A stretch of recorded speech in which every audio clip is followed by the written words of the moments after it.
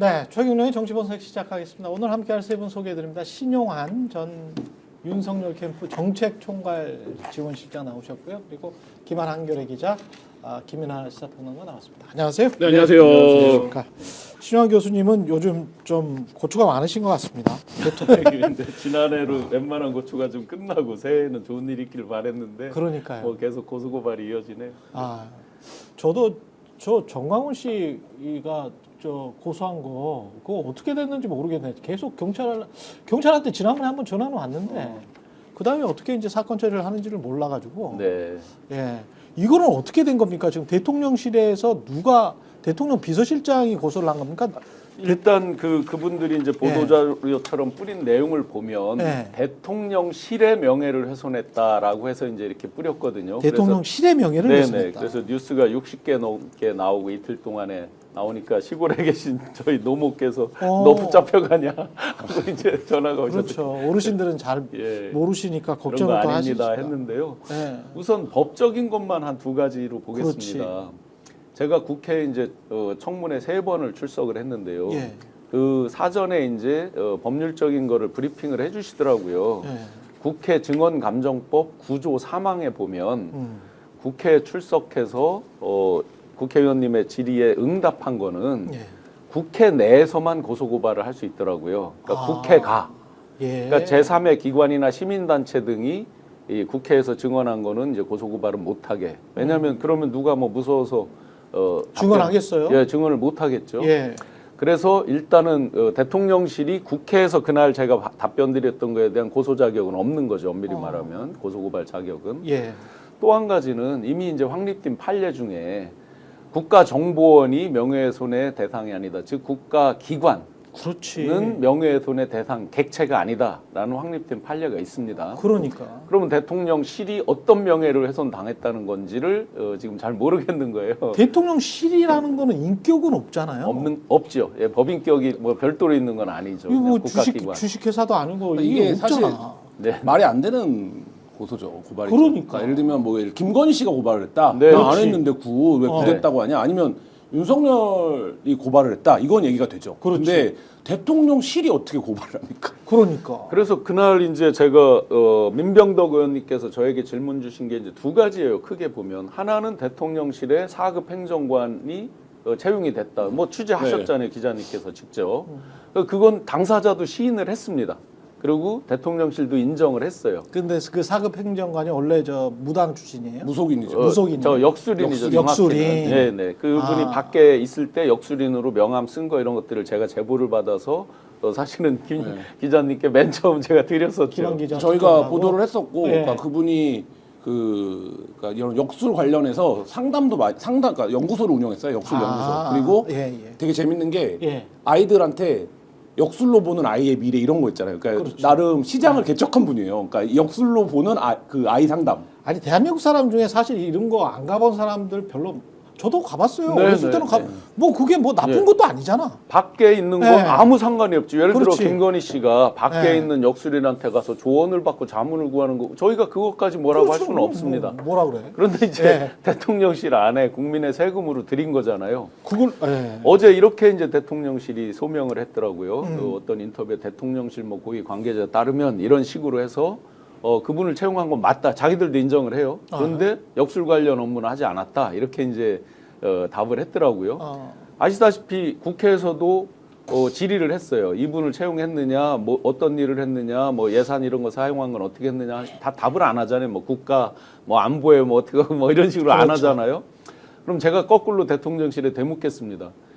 역술 관련된 일을 하지 않는데 역술인을 왜 채용합니까? 그렇지. 훨씬 더 전문가가 많을 텐데 다른 분야라면. 그렇지. 국민 세금을 축낸 거 아니에요, 그러면. 대통령실 4급짜리예요. 그러니까 아시겠지만 서기관. 대통령실 4급은 부처의 국장도 불러냅니다. 그렇지. 엄청나게 그러니까 말하자면 공무원 보직 중에서는 정말 센 보직이고 근데 말씀하신 것처럼 이제 그분이 비교적 젊은 나이인데 능력이 있으면 발탁해서 쓸 수도 있죠. 근데 그분의 주요 전공이 정치권에서 약간의 뭐 그 보좌관, 말진 보좌관을 한 것 외에는 역술 외에는 특별한 경력이 없어요. 근데 그러면 이분을 왜 이 자리에서 어떤 말하자면 소수 종교 담당이었다라고 대통령실은 설명하는데 이분이 무슨 전문성이 있어서 네. 거기 어떤 네트워크가 있어서 뭐 채용을 했는가 이런 과정을 밝혀줘야 이게 설명이 되는 건데 그렇지 않으면 아 이분이 거기서 전공이 역술이니까 역술 관련된 무엇을 했겠거나 이렇게 생각할 수밖에 사실 없는 거죠. 그 다음에 이제 그 무속에 대한 부분은 그렇죠. 제가 정확하게 제보를 받아서 뭐 자료는 가지고 증거를 가지고 있습니다. 그렇군요.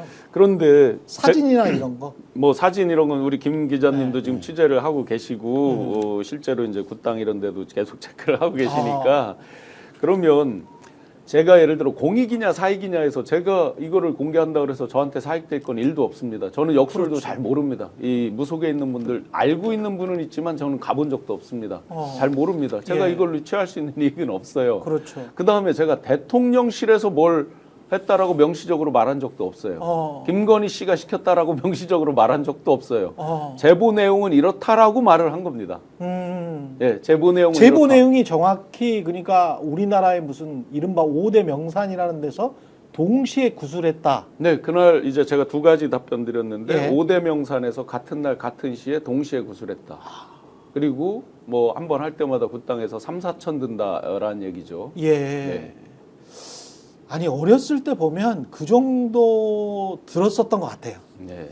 저도 지역에서 좀 약간 힘 좀 쓰는 집이었나요? 아니 그게 아니고 그럼요. 지역 유지에 아니 하여간 어촌이기 때문에 굿이나 이런 것이 많을 수밖에 없잖아요. 해신제 뭐 이런 것들. 해신제, 네. 풍어 네. 뭐 이런 거는 사실 1년에 한 번 하는 건 저희가 굉장히 돈이 많이 들어요. 저희가 사실. 굿당을 네. 저는 계룡산에 그렇게 굿당이 많은지 이번에 처음 네. 알았는데 예. 굿당을 가보면 보통 일반인들이 하는 굿이 한 1,000에서 1,500만 원 정도입니다. 그것도 경기에 영향을 받기 때문에 어차피 몇 네. 천이야. 네. 어차피 근데 굿은 그래. 3, 네. 4천 정도 하는 굿이라는 건 어떤 거냐면 여러 명이 참여하는 거예요. 그러니까 무당도 여러 명이 오고 그렇지. 상도 굉장히 크게 차리고 그리고 이제 이게 어차피 거기가 시장 논리로 작동하는 거 아닙니까? 그렇죠. 굿당도 그렇죠. 그러면 그렇죠. 3, 4천 정도 되는 굿은 굉장히 규모가 큰 굿이기 때문에 예. 주변에서 이제 알게 되죠. 그러니까 저기 어디 굿당에서 큰 굿을 한다 이런 것들을 그래서 그 정도 굿을 할 수 있는 굿당이 계룡산에 엄청 굿당이 많지만 뭐 어떤 무당은 500개 있다고 그러고 어떤 무당은 뭐 개수를 모른다고 그렇죠, 할 정도로 그렇죠. 많은데 그 네. 정도를 소화할 수 있는 굿당은 몇 개 안 됩니다.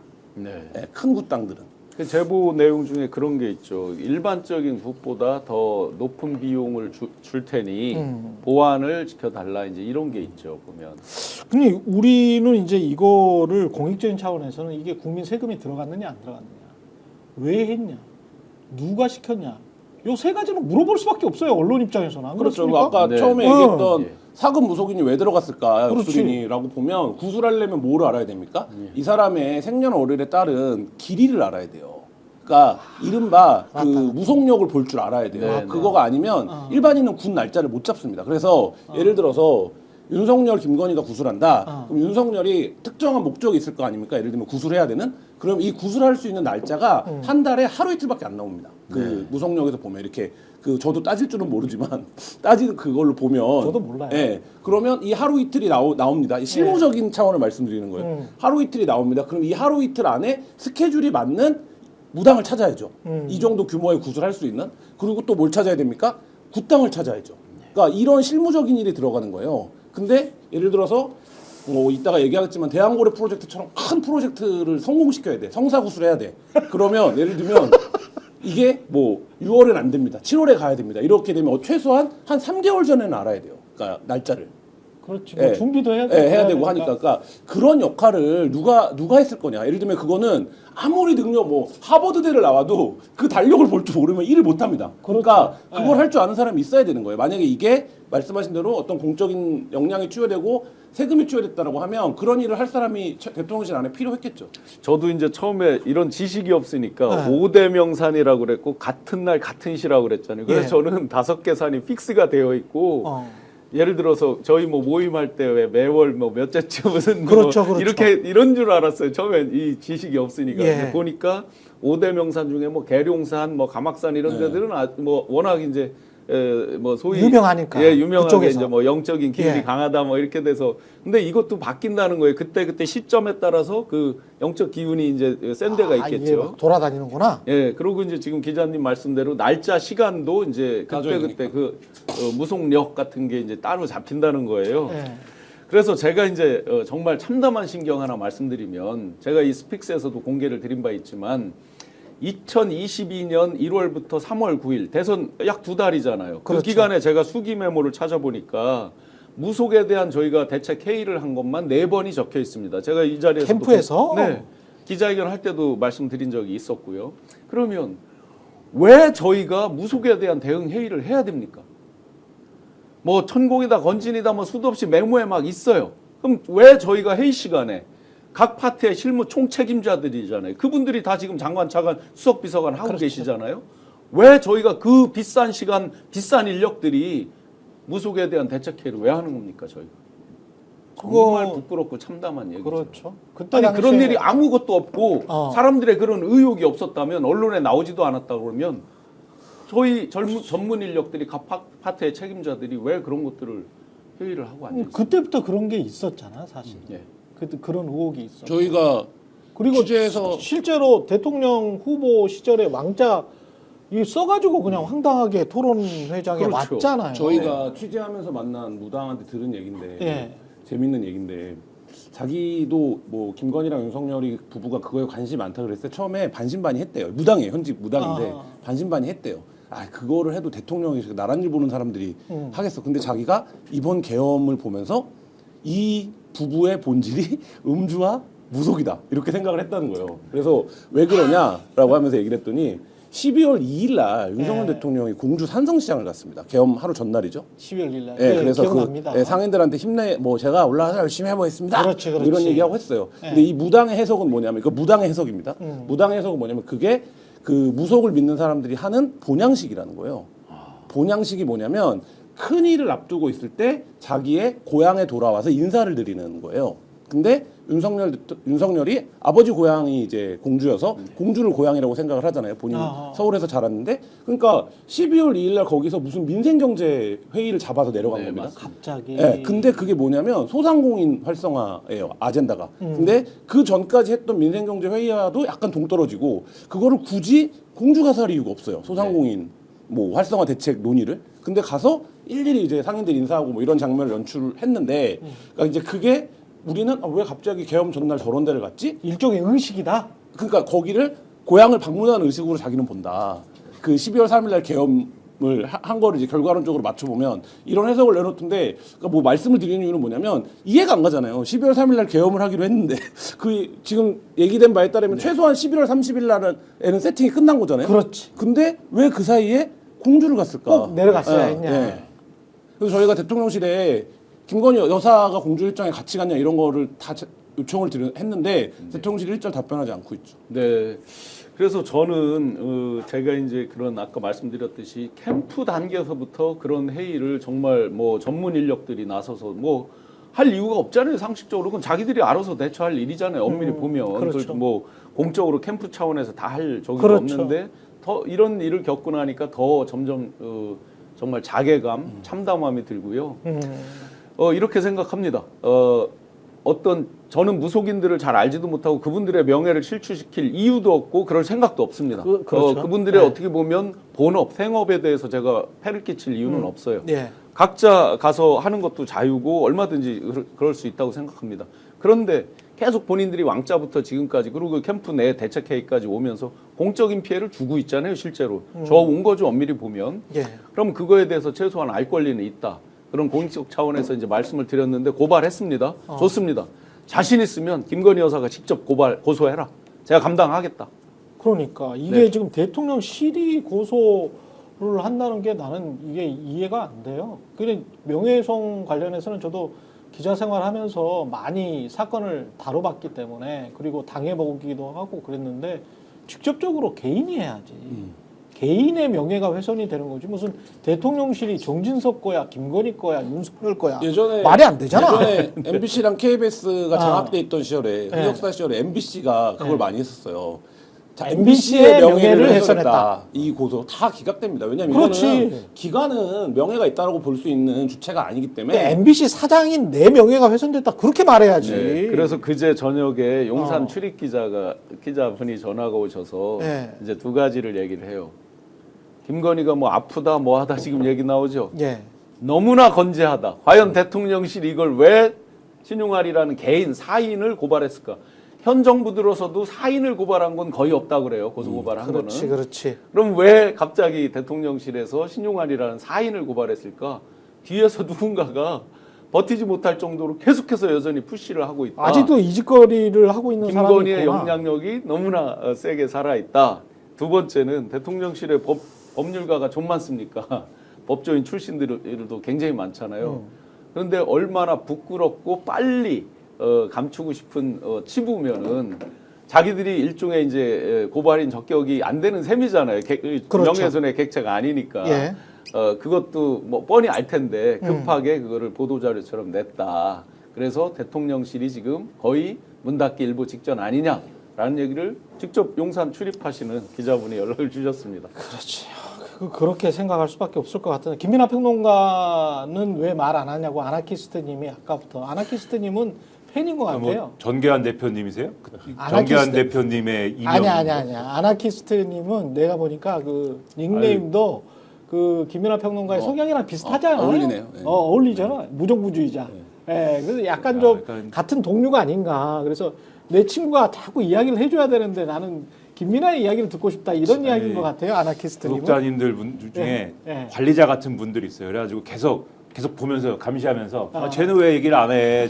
왜 그러면서 얘기하시는 분도 있고 예. 계속 관리를 하십니다. 계속 아. 그래가지고 그런 식으로 하시는데 이 사안에 대해서 취재하신 분, 소스이신 분들이 다 얘기를 하는데 제가 무슨 얘기를 근데 합니까? 그걸 또. 제3자적인 명탐정 김민하가 봤을 때도 이런 지금 그 우리의 추측이나 추정이 억측 같지는 않죠. 아니, 추정이 아니고 지금 네. 경험한 거와 취재한 걸 얘기하고 있잖아요. 그렇죠. 아니 근데 그게 뭘- 이제 네. 결국 이제 막바지는 이게 저는 그렇게 추정할 수밖에 없거든요. 아 이거는 김건희 씨가 시킨 거 아닌가? 그 굿한 거, 그리고 어떤 목적이 그 윤석열과 김건희 씨의 어떤 사적인 어떤 동기, 그게 본인들은 이제 국정이라고 뭐 치장할 수 있겠지만 무슨 사적인 마음 때문에 국 같은 걸 한 거 아닌가? 그렇게 물어볼 수밖에 없는 거 아니에요. 그리고 이제- 결국은 돈이 굉장히 또 중요하고요. 돈이 이게 국민의 세금이냐 아니냐는 본인들 돈으로 했다 그러면 스캔들 정도입니다. 스캔들 정도고 가십 정도인데 국민 세금으로 했다 그러면 이거는 법법행위 아닙니까? 동기는 이제 정확하게 추정할 수 있는 것들은 있겠지만 네. 정확하게 확인하기 위해서는 이것도 이제 수사 뭐 이런 것들을 그렇지. 해봐야지 이제 확인 가능한 부분이고 예. 뭐 추정 가능한 것들이 있겠죠. 어. 동기는 그런 거고 다만 이런 건 있는 것 같아요. 우리가 예를 들면은 구술한다라고 했을 때 아까 말씀하신 대로 뭐 날짜도 잡아야 되고 뭐 장소도 확인해야 되고 이런 거를 하기 위해서 우리가 구술하기 위해서 우리 집에 그 굿하는 사람을 전담해가지고 뭐 고용하거나 이러지 않지 않습니까? 그렇죠? 그런 것 정도를 하는 게 아니라 그런 모든 것을 사실상 이제 그 굿을 이제 해주시는 분한테 아웃소싱 하는 거잖아요. 그렇죠. 그분이 잡는 거지. 그렇죠. 우리 집에 그걸 전담하는 사람이 있어야 되는 게 아니지 않습니까? 그렇죠. 근데 지금 여기는 어떻게 한 겁니까? 대통령실에다가 그 전담하는 사람을 채용을 한 거잖아요. 그렇죠? 그렇다라는 거는 뭘 보여주는 거냐? 첫째, 그 정도로 많은 일을 그 무속이라든가 이런 것들에 의존하는 관련된 일을. 그렇죠. 의존하는 방식으로 한 것이다. 즉 그것을 국정으로 표현하든 뭘로 표현하든 대통령실의 공식적 업무의 영역으로 지금 이 한 거지 않습니까? 매일 오늘의 운세를 본 거야. 그게 오늘의 운세는 아니겠지만은 그들의 말로는 그게 국정인 거죠. 그러니까 공짜로 그게 국정인 거다. 공짜로 이렇게 봐주는 데 많던데. 그러니까는 오늘의 그들이- 운세 앱에서. 그들이 국정이라고 주장하는 것의 일부가 무속인 거다라는 거를 보여주는 것이고 그러니까 전담하는 비서관이 여기 있는 것이죠. 그리고 이것이 국정의 일부다라고 하는 세계관은 지금 누가 가지고 있는 겁니까? 김건희 여사가 갖고 있는 거잖아요. 그렇죠. 지금까지 어떤 언행이라든가 그런 거- 확인된 어떤 그런 거 발언이라든가 같아. 그러면 네. 이거는 또 뭘 증명하는 겁니까? 두 번째로 김건희 여사가 국정에 개입했다라고 하는 여러 가지 그동안에 이제 우리의 추정과 여러 가지 증거들이 있지 않습니까? 또 하나의 그런 증거를 보여주는 거 아니냐라는 점을 여기서 또 한 번 확인하고 있는 거여서 이 두 가지 국정의 하나의 축이 무속이었다. 그리고 김건희 여사가 계속해서 국정에 개입하고 있었다. 이거를 이 사람이 고용돼 있다는 거에서 이제 확인할 수 있다. 이 점을 보는 것이고 그다음 비용 문제는 가령 김건희 여사가 가령 이 대통령의 배우자로서 대통령이 하는 일이 잘 되고자 잘 됐으면 하는 마음으로 내가 뒤에서 구술 좀 해봐야겠다라고 생각했으면은 지금 아까도 말씀하신 것처럼 자기가 그냥 구술하면 되는 거죠. 그럼. 그 자기 돈으로. 그렇죠. 대통령실에 관련 인력이 있고 그 인력이 뭔가를 하고 있다라는 것 자체가 거기에 세금이 뭐 전액일지 아니면 일부일지는 그거는 또 따져봐야 되는 문제겠지만 일부라도 들어갔음을 부정할 수가 없는 거죠. 이 사람이 하는 일이 당연히 무속과 관련된 세팅을 하는 건데 이 사람이 월급을 받고 하는 거 아닙니까? 얼마라도 이 사람이 업무와 관련된 당연히 이제 비용이 들어갔을 것인데 당연히 이거는 무속과 관련된 비용이 들어갔다라고 볼 수밖에 없는 거고 요 세 가지를 보면 결국은 이거는 수사의 대상이 될 수밖에 없는 거 아니냐 이렇게 봐야 되는 겁니다. 대왕고래는 이거 시추 한번 해봤는데 산업자원부에서 이거를 이렇게 헌법재판소에 탄핵 심판을 하고 있는데 발표를 한 이유도 약간 좀 궁금하긴 합니다. 이게 안덕근 장관이 왜 이거를 한 번 해봤는데 아닌 것 같아요. 경제성 없는 것 같아요. 아니 어제 기자회견에서 발표한 이유가 나왔잖아요. 니네 이거 삼성전자 시총 5배라 그랬었던 거야. 이렇게 얘기하니까 뭐라 그랬습니까? 아, 정무적 영향이 좀 개입을 했어갖고 죄송합니다. 이렇게 얘기한 거잖아요. 근데 공무원이 삼성전자 시총 5배라고 한 거는 장관이야. 네. 장관이 그랬어요. 네. 근데 공무원이 이 정도 얘기를 하는 건 다 그냥 최고 수위의 인정입니다. 이거 우리가 그쵸? 예, 우리가 원래 하려고 우리도 이렇게 생각 안 했는데 네. 정무적 개입이 있었다라고 어제 딱 명박아서 얘기를 하잖아요. 이 정무적 개입이라는 건 뭡니까? 대통령실에 어떤 격한 환호가 있었던 거죠. 이 그렇지. 프로젝트에 대한. 그러니까 산업부 장관이 밀린 거 아닙니까? 그러니까 그날 아침에 저희 그날 아침에 취재 기자들 아시잖아요. 출입 기자들 난리 났었어요. 왜냐면 아무도 몰랐어요. 대왕고래. 네, 이 프로젝트를 발표하는 걸. 6월 며칠인가? 네, 세종시에 출입하는 기자들이 보통 이 정도 프로젝트면 한 일주일 전에 세팅이 됩니다. 그렇겠죠. 네, 왜냐하면 이게 산자부에서 몇 년짜리 프로젝트입니까? 이게 만약에 그렇지. 진짜로 석유가 시추된다라고 하면, 가스가 시추된다고 하면, 근데 당일 부랴부랴 한 거 아닙니까? 그리고 그때 이미 보도가 나왔지만 바로 직전에 대통령한테 보고했는데 대통령 좋아 빠르게 가 이렇게 했다는 거 아닙니까?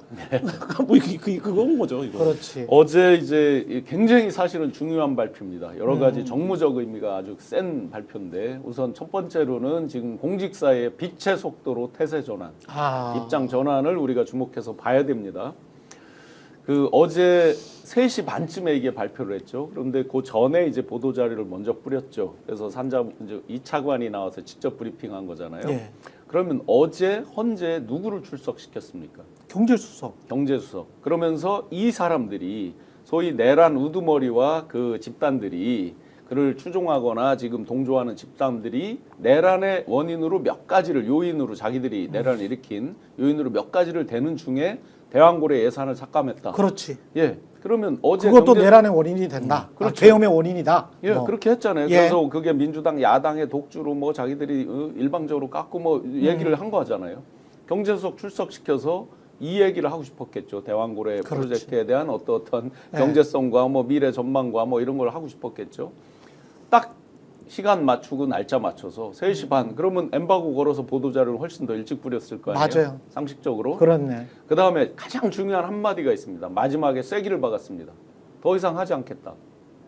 시추 더 이상 안 해. 시추 더 이상 하지 않겠다. 오늘 아침에 국민의힘에서 뭘 발표했습니까? 권영세 비대위원장이 우선 처음에 김상훈 지금 당직이 뭔지 모르겠는데 김상훈 의원이 자제해야 된다. 비판을 자제해야 된다. 무분별한 비난을 자제해야 된다. 뭘 자제합니까? 그 자제를 자제하라고 말씀드리고 싶고요.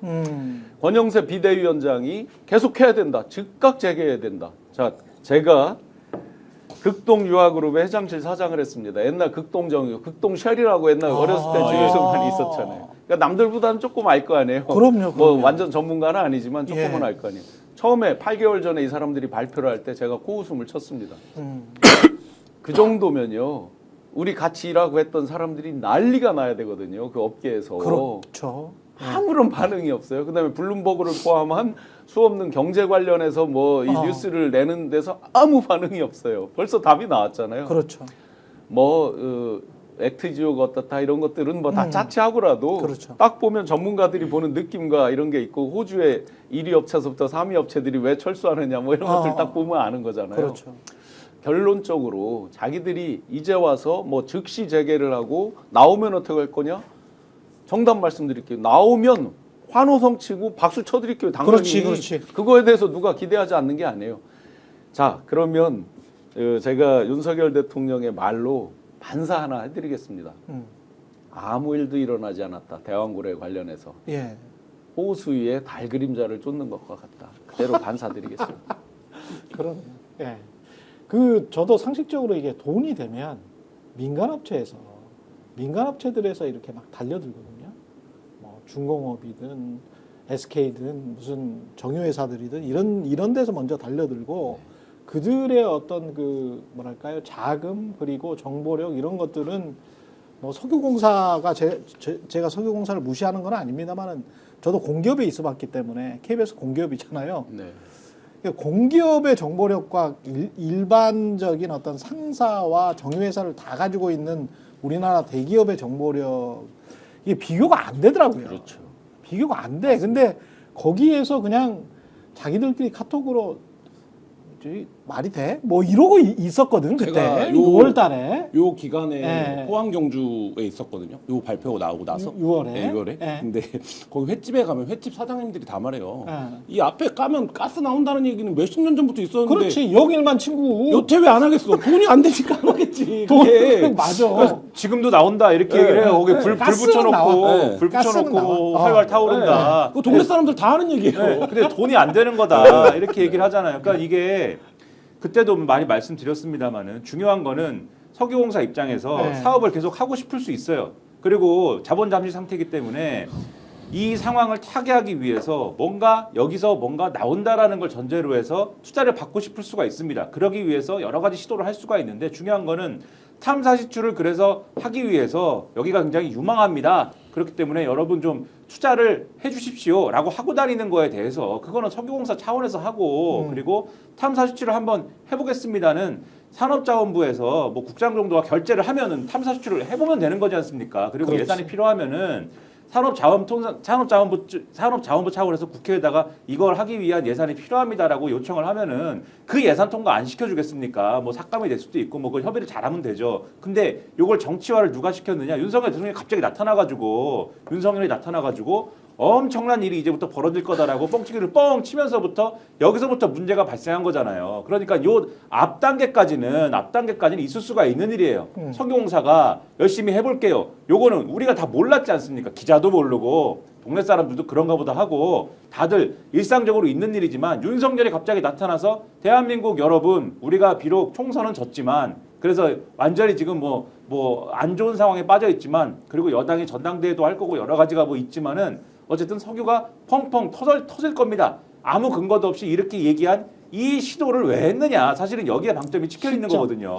그렇죠. 그리고 이 시도를 통해 가지고 아까도 말씀하셨듯이 삼성전자 시가총액의 몇 배가 되는 게 지금 될 것처럼 얘기를 했는데 사실 정상적인 시점은 어제 탐사 시추를 해본 결과가 나왔는데 이때 뭔가가 나왔다. 탄화수소가 확실하게 포집이 됐고 이게 가능성이 상당하다. 이때가 됐을 때나 뭐 적어도 산업통상자원부 차원에서 장관 정도가 나와가지고 좀 가능성이 있는 것 같아서 추가로 뭐 예산 배정해가지고 추가로 뭘 해보겠습니다. 이 정도 얘기를 하는 거지. 그때 왜 했느냐에 대한 어떤 규명이나 이런 것들이 필요한 거죠. 누가 하자고 그랬냐? 정치적인 어떤 판단이 개입됐던 거냐? 어떤 직권남용적인 어떠한 행위가 어제 다 실토한 거잖아요. 아까 말씀하셨듯이 정부적인 판단이 개입돼 있다라고 하는 실토를 이끌어낸 것이냐 이런 거를 파봐야 되는 거죠. 그래서 지금 오늘부로 대왕고래 프로젝트명을 바꿔야 될 것 같습니다. 어떻게 해요? 새우등 프로젝트. 내란 주도 세력들과 그 네. 동조 세력들이 벌여왔던 수많은 일들에 의해서 국민들 새우등 정말 등골 브레이커 국민들 등 다 휘어지고 부러집니다. 자, 좋습니다. 프로젝트 하다 실패할 수 있어요. 그들이 말하는 대로 뭐 노르웨이도 뭐 13% 확률을 가지고 해서 천원가스전을 뭐 어떻게 해서 했다. 좋습니다. 뭐 다 그걸 모르는 바가 아니죠. 우리는 20% 확률이 있으니까 더 해볼 만하다. 좋습니다. 그런데 이 정도 하다 부러졌어요. 그런데 뭐 무분별한 비난을 자제해라. 문재인 대통령, 문재인 정부부터 시작했던 프로젝트다. 문재인 정부에서 결론 내렸습니까? 그 다음에 뭐 즉각 6개 중에 다시 또 시초해야 된다. 자, 실패를 했습니다. 그렇다 그러면 다시 원점에 재검토하면서 여러 가지 경제성, 코스트 베너핏 이펙트라는 게 있잖아요. 예. 다시 따져봐야죠. 지금 시점에서 정확하게 그 그렇죠. 절차들이 있을 것이고 그걸 석유공사 입장에서 어필을 해서 국회에서 그에 따른 합당한 예를 들어 다시 탐사하는 비용 이런 것들을 측정을 해서 예산 승인을 내줘야 되겠죠. 그 다음에 예를 들어 산자부 장관이 브리핑하고 어느 정도 있다 그러면 그 뒤에 대통령이 발표하고 다시 순서를 밟을 수 있겠죠. 그거를 다시 즉각 재개해라. 그러면 제가 또 비유적으로 하나 반사해드리겠습니다. 제2, 제3 비상계엄 내란하는 거랑 똑같잖아요. 무조건 지금 다시 즉시 시초해라. 어디를 그럼 갖다 꽂을 겁니까? 어디를 시초하란 말이에요. 그러니까 이게 산업부 입장에서 봤을 때는 나중에 정권 바뀌면 이게 책임 소재나 직무유기든 직권남용이든 관련해서 왜냐하면 한번 뚫을 때마다 막 한 1,000억 든다 그랬잖아요. 그리고 액트지오라는 조그마한 회사에 왜 거기에다 굳이 거의 수의계약 방식으로 맡겼는지도 잘 모르겠고 뭐 이런 것들을 하나하나씩 따져놓고 보면 너 공무원으로서 이 일을 제대로 한 거야? 이미 너 왜 이렇게 일을 한 거야?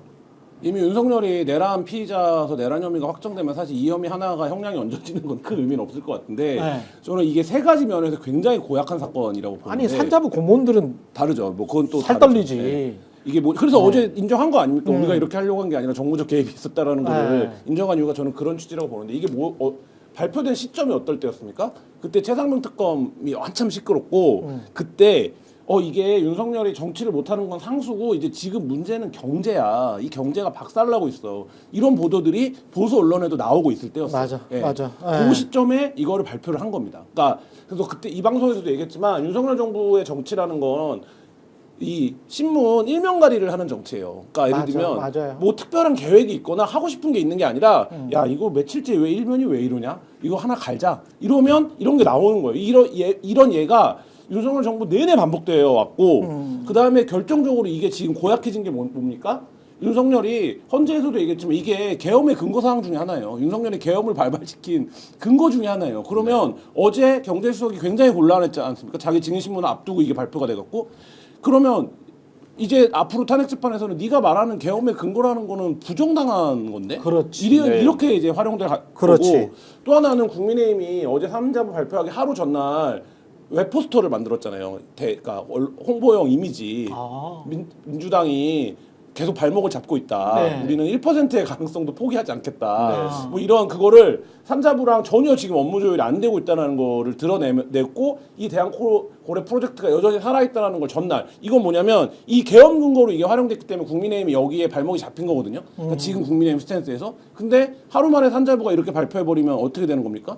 이 자체가 그냥 언론 플레이용 이슈였다라는 거를 국민의힘도 대통령 내란 피의자 윤석열도 다 인정할 수밖에 없는 그런 제가 경제 전문가로서 이 시점에서 이거는 국정감사 안 되면 특검까지 반드시 가야 된다고 생각합니다. 이 시점에서 기승전 또 김건희가 나옵니다. 한번 생각을 해보세요. 그때 이거 발표하고 나서 석유공사가 창사 이래 상장 이래 최초로 상한가를 갔습니다. 그렇지. 자, 우리가 우크라이나 재건 사업 지원 예산을 8배로 높이고 할 때 어떤 말이 나왔습니까? 삼부토건 이런 게 그때 나온 얘기입니다. 그렇죠. 기본적으로 하면서 줄줄이 기업들이 한 15개 이상의 명단들이 나옵니다. 수혜주. 자, 그러면 지금부터 다시 이게 발표되면서 과연 우리가 이 표면상에 나타나지 않은 회사도 많잖아요. 소위 말해서 수혜주로 그때 급등했던 회사들이 많이 있어요. 그 주식을 누가 소유했는지를 다 봐야죠. 지금 오늘 말이죠. 이 일반 투자자들 어떻게 해? 한국앙코유전, 화성밸브, 한국석유, 한국가스공사. 아까 제가 보니까 15% 이상씩 다 빠졌네. 네. 에닉, 흥구석유 전부 관련주예요. 한선엔지니어, 동양철관, 넥스틸 10% 이상씩 아까 빠졌더라고요. 지금 어떻게 됐는지 모르겠는데 와. 그래서 이런 한때 이제 식으로 그런 뭐. 관련주를 가지고 예를 들어서 알박기를 해서 누가 이익을 편취했는지 이런 것들을 이제 다 봐야죠. 이때도 이미 그렇죠. 주식시장에서는 대통령실 자체가 거대한 작전 세력 아니냐 이런 얘기가 나왔었어요. 네. 그러니까 이게 뭐 더 잘 아시지만 굉장히 치명적이고 즉각적인 영향을 미칠 수밖에 없는 건을 지금 산자부 말대로 정무적으로 발표해버린 거예요. 대통령이 또 직접 네, 대통령이 직접. 그러니까 호들갑 떨면서 막. 네. 그러니까 저희가 뭐 예를 들면 창원 산단 이런 것도 마찬가지지만 그것도 대통령이 직접 그거를 발표하는 순간 무게감이 완전히 달라지는 거 아닙니까? 그렇죠. 근데 이거 같은 경우에는 말씀하신 대로 석유나 정유 관련된 주가들이 엄청 영향을 미치는 건인데 그러니까 그때 엄청 출렁였거든요. 한 며칠 동안. 그렇지. 예, 그래서 이제 그때도 야 이게 뭔가 작전 세력 아니면 이거 왜 이렇게 하는 한국가스공사도 거냐. 그렇게 많이 올라갔는 난 처음 봐. 그렇게 유틸리티주는 거의 안 올라가거든. 네. 안 올라가고 막 이렇게만 있는데 그렇게 올라가고 막 이상한 짓을 참 많이 했습니다. 그리고 이제 그 탄핵 심판에 어제 이제 끝났다라고 봐야 되겠습니다. 곽종근 전 사령관이 증인으로 나와서 다시 한번 일관되게 화상회의를 진행했는데 마이크를 켜둔 상태에서 이야기를 다 해가지고 회의 참석자들 그러니까 특전사령관 밑에 있는 부하들까지 전부 다 이야기를 다 들었다. 스피커폰으로 통화를 했다. 스피커폰으로 통화를 했다. 그래서 이 대통령이 지시를 해서 문을 부수고 들어가라는 지시를 했다라는 것을 일관되게 증언을 하고 있기 때문에 뭐 이게 탄핵이 될 수밖에 없는 거 아니에요? 이렇게 2월 4일 날 제가 이제 국회 청문회 출석을 예. 했을 때 이제 맨 뒷자리에서 앞에 있는 이제 장군분들의 태도와 주요 질의 내용을 다 봤어요. 예. 아주 극명하게 대비가 됐습니다. 박안수 육군참모총장. 그러면 이제 어쨌든 포고령을 내린 계엄사령관으로 그렇죠. 그게 뭐 6시간인가 뭐 그분이 했다고 하던데 그러면 육군의 총지휘자로 또 그 무시무시한 포고령을 내린 사람으로서 당당하게 왜 못하겠습니까? 그날 사실은 설전이 많이 벌어졌던 게 무기 같은 걸 사용해야 되느냐 그거에 대해 승인을 받아야 뭘 집행할 수 있다라고 이제 특수전사령관이 이제 참모총장한테 계엄사령관한테 이제 전화를 했다는 거예요. 그거를 이제 거꾸로 나온 게 그 무기 사용을 승인해 달라고 요청을 했다. 이제 이렇게 이제 국민의힘 의원들이 이제 집중적으로 그래서 인원이냐 요원이냐 의원이냐에 대한 말장난이 이제 그날도 계속 그렇죠. 이어졌습니다. 예. 그런데 전체 흐름과 맥락 중요한 포인트들 과연 무기를 쓰라고 한 것이냐 안에서 국회의원을 끌어내라고 한 것이냐 이런 게 포인트잖아요. 지연 말단적인 이제 말꼬리를 가지고 계속 하는데 나중에는 보니까 이제 특수전 사령관은 그런 자기 말꼬리나 뉘앙스에 잘못된 거에 대해서 사과하는 그런 꼴까지 이제 그런 형상까지 벌어집니다. 안타깝죠. 이분은 자기가 어떤 표현이나 이런 것들은 잘못될 수 있다. 그러나 본질은 이런 겁니다라고 얘기를 하는데 계속 말꼬리로 어제 헌재도 별수 없이 그 말꼬리 장난으로 자기들 위기를 자기들의 어떤 범죄를 덮기 위한 그래서 어제 이제 국회 청문회에서 정진석 그 비서실장이 이런 말을 합니다. 대통령이라고 불러달라. 내란수계나 피고인이라고 말하지 말고 대통령이라고 불러달라. 전 못 부르겠습니다. 제가 이 스픽스 방송에서도 12.3 내란 전까지 제가 윤석열 대통령님이라는 말을 뺀 적이 없어요. 어쨌든 제가 모시고 같이 했던 분인데 12월 3일 이전까지는. 네. 그런데 국민 가슴에 총뿌리를 겨눴습니다. 저도 체포될 수 있으니까 피해라는 전화를 2통 받고 그날 난리가 났었어요. 국민들 가슴에 총불을 겨눈 사람을 그리고 지금까지 어제 헌재에서 한 모습 온 국민이 다 봤습니다. 잡범보다 못하게 하면 그런 사람을 어찌 지금 국가의 최고 지도자 국민을 책임지는 사람으로 우리가 인정을 합니까? 진짜 무책임하고 거짓말을 너무 잘해요. 대통령으로 불려주시고 그렇게 인정받고 싶으면 그에 합당하게 지금이라도 정말 석고대죄하고 국민들께 사과하시라. 그래야 대통령이라고 말이라도 한번 마지막 그만두기 전에 그래도 예우라도 한번 하는 척이라도 할 거 아닙니까?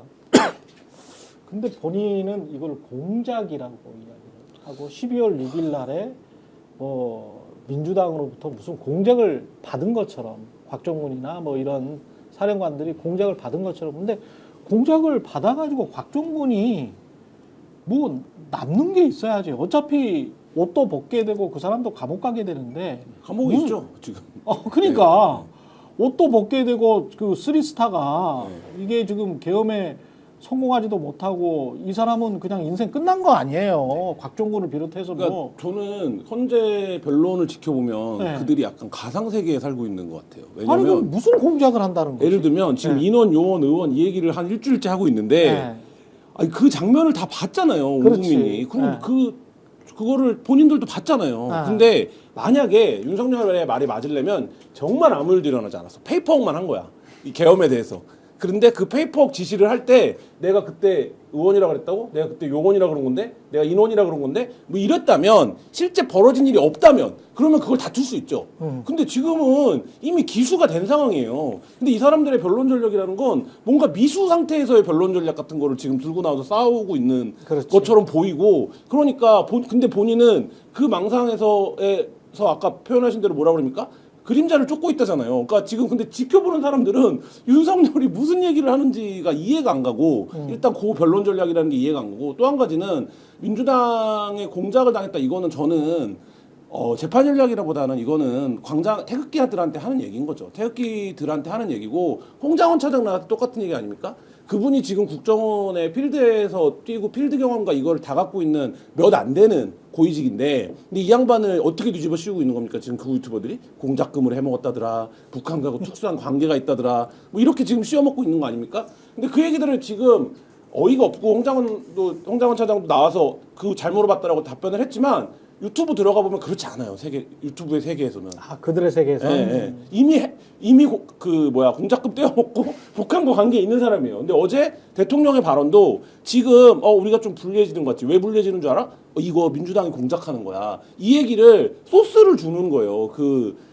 그구들한테. 그래서 일부에서는 헌재 재판 이제 그만 중계해야 된다라는 얘기도 하고 있는 거잖아요. 왜냐면 윤석열과 그 변호인들이 얘기하는 게 법정에서 먹히는 논리라거나 일반 국민을 상대로 한 호소가 아니라 극우 유튜버를 하는 사람들, 광장에 나오는 사람들한테 소스를 주는 거예요. 그러니까 저는 굉장히 악질적이라고 봅니다. 그러니까 오늘 조선일보를 딱 보면은 조선일보만 또 딱 다른 게 물론 이제 오늘 보수 언론들이 조금 주목한 거는 윤석열 측이 곽종근 진술을 흔든다. 요거에 주목하긴 했어요. 근데 요거는 윤석열이 흔든다는 내용인데 조선일보를 딱 보면은 윤석열에 대한 탄핵 근거가 다 흔들리고 있습니다. 조선일보의 세계에서는. 곽종근 진술이 바뀌었고 김현태 특임단장 있지 않습니까? 709 특임단장 김현태 진술이 이상하고 그 다음에 그 전일에 이제 다른 날의 조선일보 보도를 보면은 또 홍장원이 진술이 이상하고 그래서 다 진술이 이상하고 그래서 결국 오늘 보면은 여론조사를 해보니까 2030들이 이제는 헌법재판소를 믿지 않는다. 이거예요 지금 얘기가. 그래서 곽종근 전 특수전사령관 진술이 왜 이상하냐? 아까 말씀하신 처음에는 국회의원이라고 그랬는데 그게 요원이 됐다가 이제 인원이 됐다가 뭐 이런다 이런 얘기인데 근데 지금 말씀하셨듯이 다 쓰잘데기 없는 논란 아닙니까? 인원이든 요원이든 뭐 그게 의원이든 간에 뒤에 말을 한 맥락 전체 맥락이 국회의원을 의미하는 거는 다 마찬가지인 거고 그렇지. 윤석열의 거짓말이 나는 태어나서 사람이라고만 하지 인원이라고 한 적이 없다 이렇게 얘기를 하잖아요. 아니, 근데 지난번에 미국 의회 그 국회 그것도 다 거짓말이었잖아. 그렇죠. 그것도 이제 거짓말인데 바이든 날리면서 나는 국회는 한국만 국회라고 하고 미국 의회는 의회라고 하지 미국 국회라고 하지 않는다 이렇게 얘기했지만 그렇게 머리가 좋은 분이 아니에요. 네, 본인이 나와가지고 그렇게 미국 머리가 국회라고, 좋은 분이 아니야. 미국 네. 국회라고 실제로 얘기를 했죠. 그 말씀을 하신 거죠. 제가 이제 우리 구독자들 들으시라고 제가 설명을 해드리는 겁니다. 감사합니다. 네, 설명을 해드리는 건데 네. 본인이 미국 국회라고 얘기를 했어요. 윤석열이. 그런데 바로 윤석열이 나는 사람이라고 하지 인원이라고 안 한다라고 얘기했지 않습니까? MBC 유튜브 보면 잘 정리해놨어요. 그 얘기를 하고 나서 헌법재판소 탄핵 심판에서 계속 인원이라고 얘기를 합니다. 자기가 인원이라고 계속 얘기를 하고 그다음에 김용현 신문할 때도 김용현이 나왔을 때도 사람과 인원이라는 단어를 혼용해서 막 얘기를 합니다. 아, 그래요? 그리고 우리가 상식적으로 검찰에서 쓰는 용어 중에 인원이라는 용어가 굉장히 많이 있어요. 예? 전담 인원, 뭐 집회 인원, 그러네. 예, 인원, 그다음에 수사팀 인원 배치. 인원이라는 말을 맨날 쓰죠. 아, 검찰에서 그런 그러니까 말 많이 쓰다. 인원이라는 말을 안 쓴다는 말 자체가 거짓말이고. 검사들이 그러니까 일반인은 안 쓰는데 검사들이 그러니까 검사나 경찰들이 쓰는 말을 꼽으라면 인원이 들어가죠. 그러니까 예를 들면 경찰도 무슨 일이 벌어지면 그거 인원이 있나? 이런 식으로 얘기를 하잖아요. 그렇구나. 그러니까 인원이라는 말 상시 쓰는 말이 그러니까 거짓말이고 이제 아. 그 거짓말이라는 걸 강조하기 위해서 좀 길게 말씀드렸고 그래서 전반적인 문맥과 발언의 맥락을 보면은 거기에 무슨 사전에 특전사들이 뭐 레펠 타고 옥상으로 진입해갖고 국회 내에 들어가 있는 것도 아니고 특전사들이 밖에 내려가지고 갔는데 인원을 끄집어내라라고 했다라고 하면은 당연히 국회의원을 끄집어내는 거죠. 그 맥락을. 그리고 그렇지. 김현태 단장의 말이 흔들렸다. 이것도 다 소용없는 얘기인 게 150명이 있으면 안 된다라고 얘기했다라는 거를 인정하는 거 아닙니까? 그렇지. 그 150명이 뭐 특전사 150명 얘기합니까? 그게 아니라 이 국회 의결 정족수 계엄 해제 요구안이 의결되면 안 된다. 라는 취지에서 150명이 되면 안 된다라는 지시를 받았다는 걸 인정하는 거죠. 김현태만 이런 말을 한 게 아니잖아. 그렇죠. 그리고 여러 명이 이런 이야기를 한 거잖아. 그리고 150명. 예. 홍장원의 진술이 의심스럽다라는 거의 핵심은 체포 명단적은 메모가 의심스럽다라는 얘기인데 예. 그 메모는 지금 오늘도 보도가 나옵니다만 그 전에도 확인이 되는 겁니다만은 다른 루트로 방첩사에서 여인영이 방첩사령관이 불러줄 때 옆에서 그 얘기 듣고 받아 적은 사람도 똑같은 메모 받아 적었다는 거 아니에요. 그리고 그 메모에 적힌 명단하고 홍장원이 전화 받고 적은 메모하고 일치한다는 거 아닙니까? 명단이. 그러면 크로스 체크가 되는 거잖아요. 그렇지. 그러면 이 명단은 신빙성이 있는 거 아닙니까? 이미 검찰 단계에서 다 확인된 사실들이거든요. 그 말을 또 리바이벌 한다라는 거는 지금 김한 기자님 말씀하신 것처럼 여론전의 차원인 거고 지금 윤석열 측에서 여론전 하려고 뭐 하냐? 국민 변호인단이라는 걸 만들어가지고 지금 석동현 변호사 단장이고 모집을 하지 않습니까? 네. 어제 확인하니까 한 8만 명 정도가 회원이에요. 지금 벌써 8만 명인데 이게 이 단체가 어떤 구성이냐면 단장이 있고 밑에 집행위원장이 있고 동네별로 지부가 있고 막 이런 구성입니다. 그리고 변호인단이면은 변호를 하기 위한 변호사들이냐? 아니에요. 아무나 가입해가지고 이 사람들이 변호인단이랍시고 여기저기 댓글 달고 뭐 유튜브에서 주장하고 이런 거 하는 사람들 여론전하기 위한 단체입니다. 이 단체가. 그럼 이 단체가 그러면 무슨 변호를 하는 단체입니까? 내란 선동을 하는 단체지. 그래서 이런 차원에서 하는 그런 주장이기 때문에 아주 악질적인 사람들이다. 이런 결론이 나올 수밖에 근데 없는 거죠. 지금 간단치 않은 상황인 게 윤석열이 어쨌든 계속적으로 광장에 소스를 제공합니다. 그러니까 이 음모론과 이 유니버스가 유지되는 소스를 계속 제공하고 결국 이들이 지금 김민하 평론가 얘기한 것처럼 어떻게 갈 거냐면 헌재가 판결이 나더라도 이걸 부정할 겁니다.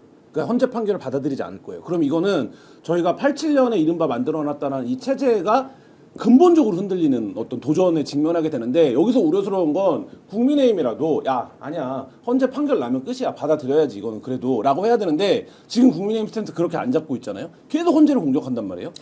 그리고 근데 그게 이제 만약에 헌재 판결이 난 다음에 그리고 60일 이후에 대선을 하는데 그 얘기인데 그러면 이들이 지금 들고 있는 전가의 보도가 뭡니까? 부정선거예요. 그러면 이 대선은 어떻게 되는 겁니까? 윤석열 대통령은 탄핵을 당할 이유가 없었는데 부정부리한 헌재에 의해서 탄핵을 당했고 지금 하는 이 선거는 뭐다? 무효가 되는 거예요. 그러니까 이 투쟁을 할 거라고요. 근데 이게 그게 되겠어? 그렇게 돼? 그게 되겠어? 라고 생각을 하는데 지금 정광훈 목사를 비롯한 이들이 주도하는 집회나 극우 유튜버들의 방송을 보면 이 3당 콤보로 갈 겁니다. 그러면 이게 어떻게 되는 겁니까? 파면됐고 내란 다 인정돼서 재판 받아서 형벌 다 받았는데 그리고 새로운 대통령 뽑았으니까 이제 한 스텝 넘어가자라고 하는데 여기가 계속 그걸 붙잡는 세력이 되겠죠. 사회 불안 세력이. 그러니까 이 불안 세력을 지금 윤석열이 그리고 윤석열 그 재판을 통해서 그리고 윤석열을 이거 지지율이 심상치 않은데 우리 윤석열을 좀 이따 버려야 되나라고 생각하는 국민의힘이 조장해 가고 있는 판이에요. 네, 지금 이걸 굉장히 진짜 이렇게 한다고? 맞습니다. 굉장히 중요한 말씀하셨는데요. 지금 저희는 지금 김민하 평론가님, 김하 기자님 다 합리적이고 상식적인 법에 입각한 말씀들을 다 하고 있는 거죠. 예. 저도 마찬가지고. 근데 지금 이 사람은 내란 우두머리라고 하는 윤석열 씨는 뭐를 하고 있습니까?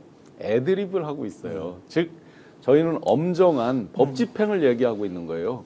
체포, 구속, 그리고 지금 헌재 이제 탄핵 파면, 그리고 형사적인 거 국회에서의 국정 조사 이런 것들 엄정한 법 집행을 얘기하고 있는데 이분은 뭘 하고 있느냐?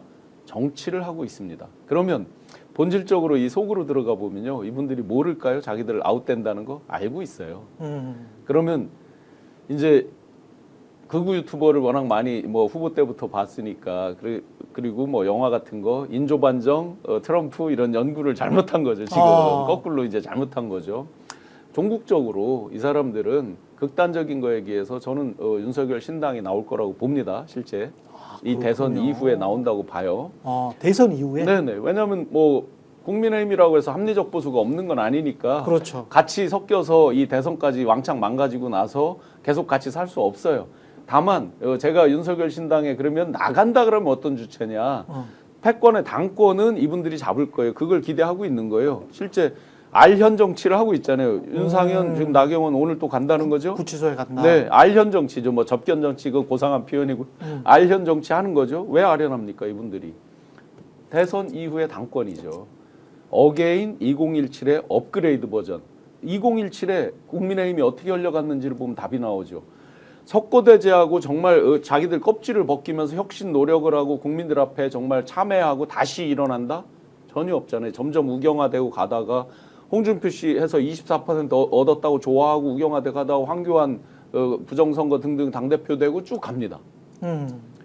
자, 그런 극단적인 박근혜 탄핵을 겪고도 그래왔는데 지금 그때보다 갈등 강도를 한 10배 높여놓으면서 더 극단으로 가죠. 결론적으로 어게인 2017의 업그레이드 버전이 잘못된 업그레이드 버전으로 가서 당을 창당하려면 창당에 대한 결기와 돈과 여러 여건이 돼야 되잖아요. 그걸 갖춘 게 윤석열, 내란, 우두머리 집단들이에요. 오히려 당에 있던 사람들이 이제는 그런 결기가 없습니다. 그러니까 2017년 얘기하셔서 그게 나오는데 그 정강훈 당이 2.6%가 나왔었어요. 총선에서 2.6% 제 기억에 2%대가 나왔었는데 지금 그 세력 플러스 윤석열이거든요. 그러니까 이 세력들이 상당한 자신감을 가질 거예요. 예를 들면 우리가 최소한 10%만 해도 그럼 의석이 몇 개입니까? 이렇게 생각을 할 거라고요. 그리고 그러면 결국에 어느 시점이 되면 국민의힘 본체는 윤석열과 손절할 수 있겠죠. 왜냐하면 자기네들도 대선 후보를 내야 되고 독자적인 정치 활동을 해야 되니까. 근데 결국엔 이 세력, 그러니까 2016년, 17년도에 다 죽었다고 생각했던 세력이 말하자면 정치 세력화를 이뤄서 의회에 진출하고 여전히 감옥에 있는 윤석열을 중심으로 한 어떤 세계관 속에서 한국 사회의 한 블록으로 등장하는 지금 이런 상황으로 최악의 경우 갈 수밖에 없는 황당하네. 상황이다. 그러니까 이미 정치를 하면서 자기들 아웃될 거 알고 그 애프터, 그 뒤를 대비하는데 거기에 국민의힘의 상당수가 빨려가죠. 알면서 빨려갑니다. 왜? 당권을 갖고 싶어서요. 그런 수모를 당하고도 당권을 쥐고 계속 자기들이 공천권까지 지방선거, 총선까지 계속 와서 지금도 주류가 그 사람들이에요. 이건 이유가 있습니다. 제가 보수의 가치 철학이 다 망가졌다. 왜냐하면 정말 땅바닥에서 손톱이 다 망가질 정도로 어떤 긁어가면서 혁신 노력을 하고 쓸개를 씹고 해야 되는데 그게 없다 보니까 현상의 정점은 자리죠. 대표라는 자리, 대통령이라는 자리, 국회의원이라는 자리.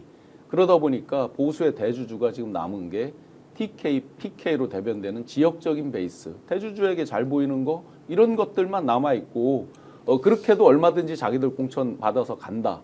이런 것들이 되니까 지금도 정치를 하고 있는 거예요. 단순 애드립이 아니라 계산된 애드립을 한다. 1시간 떠들면 59분 떠든다고 해서 어떤 분 아웃됐죠. 제가 그래도 누구보다 회의를 많이 한 사람인 제가 볼 때 50분은 혼자 얘기하거든요. 진짜로? 네. 하다 보니까 자기 말에 자기가 꼬이죠. 근데 이거를 아무도 옆에서 교정을 못 해줘. 말을 못 하죠. 분위기가. 그래서 예를 들면 제가 이런 거 믿지 않는 거예요. 예를 들어 왜 그 엄중한 비상계엄 형식적이나 막 국무회의라고 소집했다잖아요. 거기에서 김건희 씨가 알면 이거 큰일 나는데 했다는 거잖아요. 제가 믿지 않습니다. 1도 믿지 않아요. 그건 왜 믿지 않느냐. 그 말이 나온 게 이상민 장관이 12월 16일인가에 조사받으면서 나온 거거든요. 그랬죠? 그 말이. 네. 그 사이에 체포도 안 당했고 충분히 말을 맞출 수가 있었어요. 김건희 씨를 빼려니까. 그러네. 제가 왜 안 믿느냐. 제가 턱 밑에서 바라본 윤석열 업 또는 업셋이 되면요. 치솟아서 한번 전화 받으러 안에 들어가면 개XX 소XX 막 나오죠. 네. 그 분위기에서 김건희 얘기를 했다고요? 윤이? 절대로 와닿지 않아요. 하면 막 너는 뭐하고 너 막 이렇게 됐을 것인데 거기서 갑자기 천하태평 무슨 막걸리 몇 잔 먹고 하듯이 이거 우리 집사람 알면 이거 큰일 나는데 그 얘기가 나왔을까요? 이 사람 평소에 한 언행과 이런 것들을 보면 저는 절대 믿지 않습니다. 알리바이를 만들어주고 있고. 네, 알리바이를 만든 거지. 알리바이를 만들어주고. 그리고 가령 앞서 하신 말씀 중에 이제 정치적 측면에 대해서 아까 제가 말씀드린 이제 윤석열 국민 변호인당 아까 8만 넘었다 이렇게 말씀드렸지만 10만도 넘고 하지 않겠습니까? 이렇게 하다 보면은. 근데 그 예를 들면 10만 명 또는 이 정도 세력이 넘을 수도 있고 이 정도 세력이 대통령 후보 경선이나 또는 당권을 다투는 그러한 당권 전당대회 이런 데서 단일한 어떠한 그런 지향을 가지고 움직인다 이렇게 한번 생각을 해보십시오. 분명 이런 논리로 윤석열로 조직이 돼 있는 거잖아요. 이 사람들 어쨌든 간에 윤석열이 억울하고 부정선거가 있고 이런 믿음으로 단결돼 있는 거 아닙니까? 그러면은 그러한 주장을 하는 후보가 있을 경우에 윤석열이 억울해야 되기 때문에 구해내야 되고 부정선거가 있기 때문에 파헤쳐내야 되고 그런 주장을 하기 위해서 나는 대선 후보가 될 것이고 그런 주장을 하기 위해서 당대표가 될 것이다라고 하는 후보한테 몰아주자 이런 후보가 있을 경우에 거기다가 지지하기 위해서 움직일 거 아닙니까? 그 정도의 이 세력이 갖춰졌다고 할 때 과연 국민의힘 내부에 있는 그러한 세력의 지원을 받아야 된다는 유혹을 거부할 수 있겠느냐. 그런 점에서 앞으로 국민의힘이 갈 길이라든가 이런 것들은 굉장히 태행적으로 갈 수밖에 없을 것이고 더더욱 걱정되네. 분리하기 어려워질 것이다. 평론가님 말씀대로 걱정되네. 제가 이제 국민의힘 룰 그런 거를 꽤 그래도 알잖아요. 예. 같이 제가 여기서 룰이 바뀌고 한 것도 공개를 한 적도 있는데 처음에 이제 2대8, 3대7, 5대5 이렇게 바뀌었는데요. 예. 절대로 저 평론가님들도 김문수 씨 뭐 건강이 안 좋다 이런 게 어디 나오던데 그런 말씀 안 하시는 게 좋을 것 같아요. 이분 후보가 돼야 됩니다. 지금 현재 이 상태에서 만약에 뭐 벚꽃 대선이든 장미 대선이든 펼쳐지면 제가 장담컨대 100% 김문수 씨가 후보가 됩니다. 국민의힘은 예, 룰의 답이 있습니다. 지금 예를 들어 3년 전 대선에서요. 9월, 10월, 11월 세 번의 예선을 하면서 12명, 8명, 아니 8명, 4명, 1명 이렇게 추려졌습니다. 예. 이럴 시간 없잖아요. 사실상 한 번밖에 더 있겠습니까? 그러면 파이널이 5대5예요. 지금 그건 당원 당규에 따라서. 예. 바꾸려면 그거의 유불리에 따른 논쟁 때문에 만만치 않죠. 자, 그러면 윤이 체포되기 전에 원로들 10여 명을 각각 초대해서 수도 없는 얘기를 하면서 김문수를 후계로 얘기를 했습니다. 제가 방송에서 얘기한 적이 있습니다. 예. 이건 직접적으로 들었어요. 그래서 김문수 씨에게 확 쏠리고 그게 이미 구구에서 많이 퍼졌어요. 그럼 이 룰대로 갔을 때 지금 수많은 여론조사 중에서 국민의힘 지지층만 보면 거의 더블 스코어 벌어져 있어요. 김문수와 다른 후보들. 그렇죠. 자, 5대5입니다. 일반 여론조사에 그럼 답이 있을 거 아니에요. 일반 그렇죠. 여론조사에서 두 가지가 있습니다. 소위 역선택 방지 조항을 넣느냐 안 넣느냐 이거 가지고 이제 한참 싸우거든요. 그렇겠죠. 자, 역선택 방지 조항을 안 넣으면 어떻게 돼요? 이 모수가 커지면 전체 노멀 디스트리뷰션 정기 분포에 수렴돼 간다는 게 통계학의 진리입니다. 그렇죠. 자, 그럼 당원 모수가 작지 않아요. 국민의힘도 큰 모수예요. 비슷하게 수렴돼 갑니다. 거꾸로 역선택 방지 조항을 넣으면요. 저희가 그러면 국민의힘에 대해서 누구를 찍겠어요? 그래서 결론은 이 룰대로 가면 김문수 씨가 후보가 됩니다. 그래서 건강 나쁘다 이런 얘기 하지 마시고 김문수 씨가 후보가 되기를 잘 지켜봐야 될 것 같습니다. 알겠습니다. 여기까지 해야 되겠네요. 오늘 막 흥미롭게 계속 듣다 보니까 광고를 제가 빠뜨렸습니다. 끝부분의 광고 지금 말씀드리겠습니다. 인터넷 신규 가입할 때 최대 48만 원, 인터넷 가입과 동시에 현재 쓰고 계신 휴대폰의 통신사만 변경해도 추가 최대 30만 원, 정수기 렌탈 최대 30만 원, 무려 합하면 108만 원의 혜택을 3년마다 약정 끝나시면 바로 받으실 수가 있습니다.